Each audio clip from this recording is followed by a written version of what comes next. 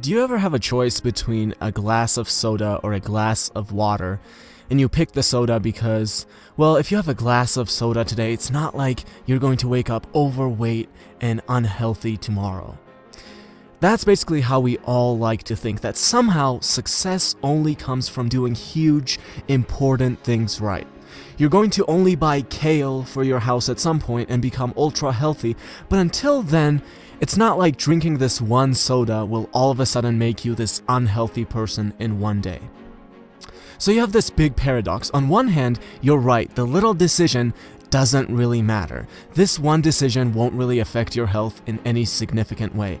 But on the other hand, it's really the only thing that matters, because in a year, you'll be the result of your every little decision compounded. So in essence, every little decision matters.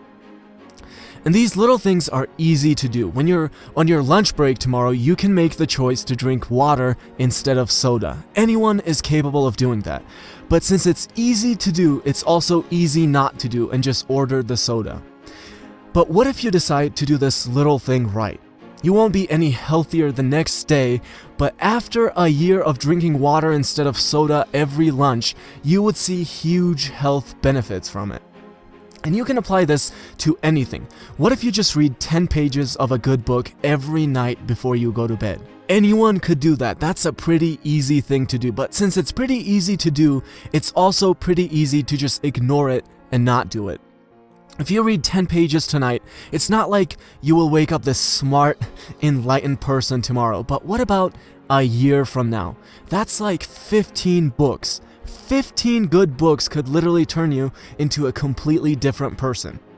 What if you do this for 4 years at college while everyone else around you doesn't read the 10 pages because it's not like they're going to be any better the next day? That's like 60 books. 60 good books could put you ahead of every single one of your friends, whether that be related to finances, relationships, or just overall happiness.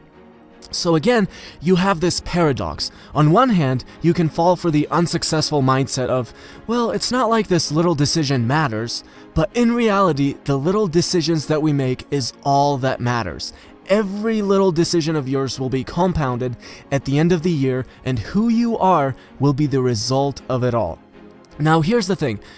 I think it's just human and okay to indulge in things. I do it all the time. It's not like I'm this little robot who does everything quote unquote right. But I'm at least more aware of how I think about the little things. I have a vision of who I want to be in a year. And I ask myself with every little decision, is this going to move me closer to that person or not? And the answer isn't always yes, but at least I'm aware of it, and at least I try to align more of my little decisions with that vision. And the more I can answer yes, the more I realize that I'm closer to being that person at the end of the year. But the surprising realization for me has been how many times the answer is no. No, this isn't moving me to where I want to be in a year. And this is perhaps the most important lesson of the slight edge. A huge lesson of taking responsibility for where you are in your life. When you get to the end of the year and you're unhealthy, having been conscious about all your little decisions will at least make you realize why you're unhealthy. You're no longer going to blame your poor health on how your job didn't pay you enough to eat healthy. You're going to realize that it's because you decided to buy the soda over the free water every single day at lunch. It's because you decided to buy the more expensive bag of cookies instead of buying the cheaper bananas every time you went shopping.